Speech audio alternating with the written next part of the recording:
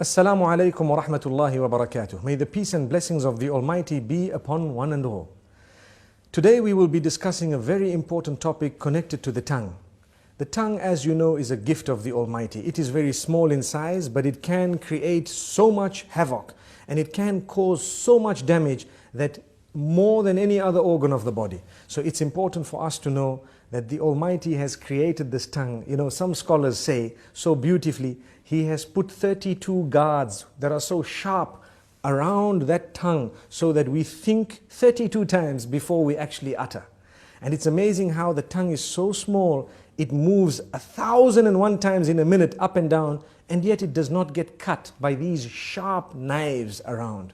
This is the gift of the Almighty. So consider it a gift. Use it as a gift. And the reason we say this is to concentrate more on a specific department of the use of the tongue, and that is when it comes to those we mix with, beginning or starting with our wives, our husbands, our family members, our relatives, and then those we interact with, our friends and so on.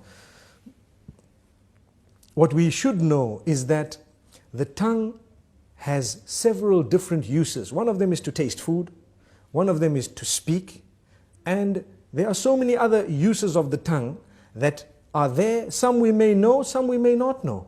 It's amazing. However, remember, your respect as an individual is very closely connected to how you use the tongue. This is why the Messenger Muhammad, peace be upon him, says, every morning all the organs of the body call out to the tongue and say, fear the Almighty regarding all of us. It is through you that we are known, so be careful what you say.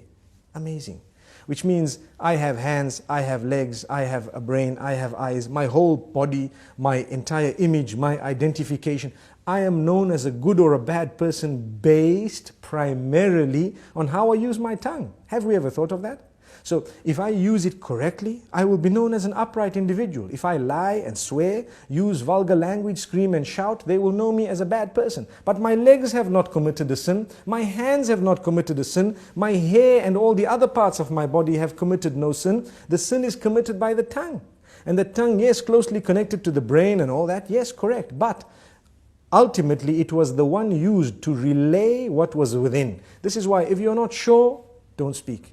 Speak when you're sure. Think about it, think twice. I'm sure we've all heard the saying, you've been given one mouth and two ears to speak half that of what you hear. So you hear more and you speak less.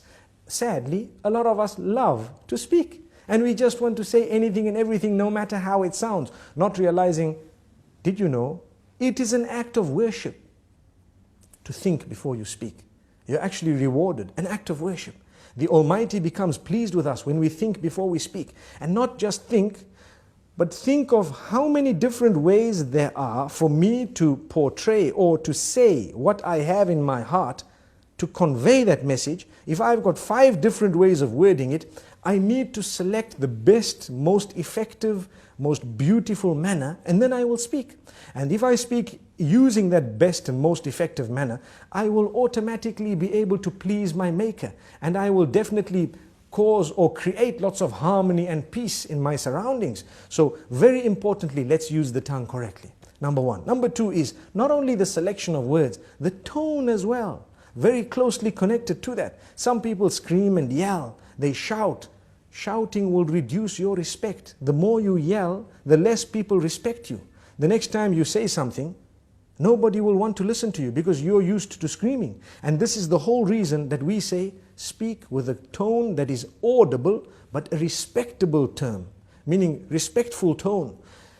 You will find, and I'm sure we've all seen this, when someone has a habit of speaking with a calm tone and always relaxed, you will notice immediately that the minute they open their mouths, everyone is silent and listening. Whereas when you have another who's always yelling and screaming, everybody's yelling and screaming with them, no one knows whether they are serious or not serious.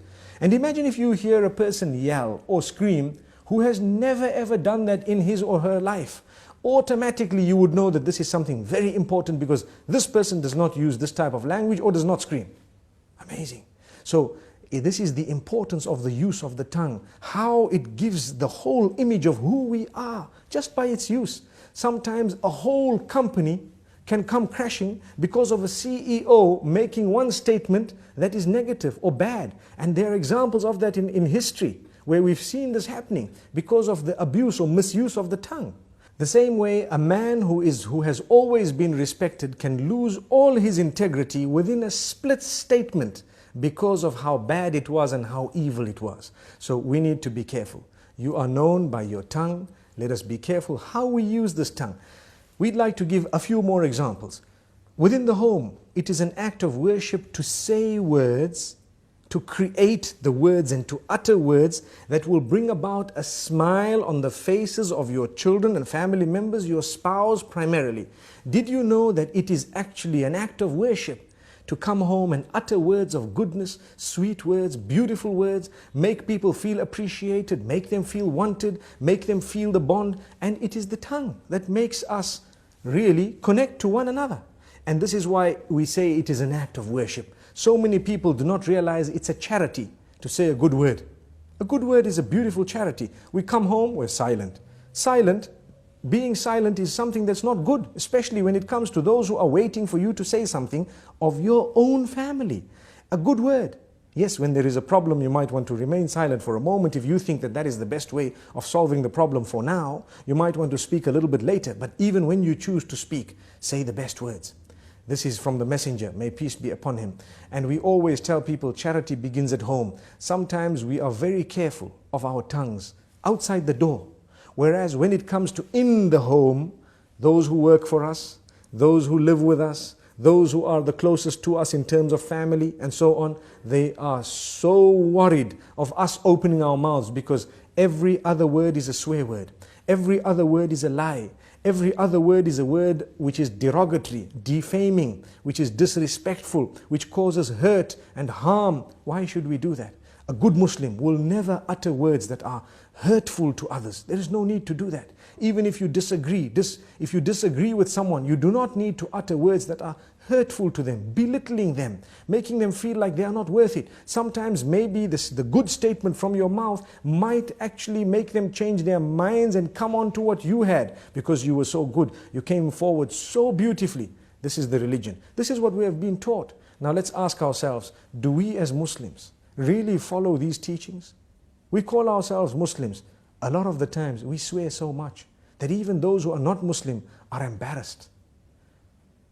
And it gives the wrong image of the teachings of the beloved messenger. May peace be upon him. And may the peace be upon all the other messengers.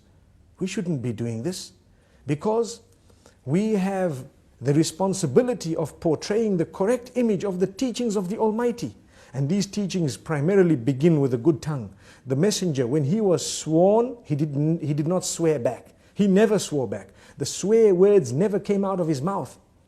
He says, a true believer is not he who is vulgar, is not he who speaks hurtful statements, is not he who lies, is not he who utters words that are hurtful to people, words that are incorrect, unjust.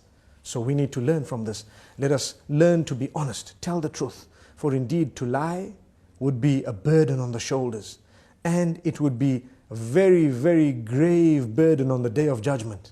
We should not be lying. We should not be hurting people's feelings. I hope I've said a little bit to motivate people to use their tongues in a better way, starting with myself and then everyone else. Remember, choose the best words, choose the best expressions, for indeed to do that is a great act of worship. Until we meet again, Assalamu alaikum wa rahmatullahi wa barakatuh.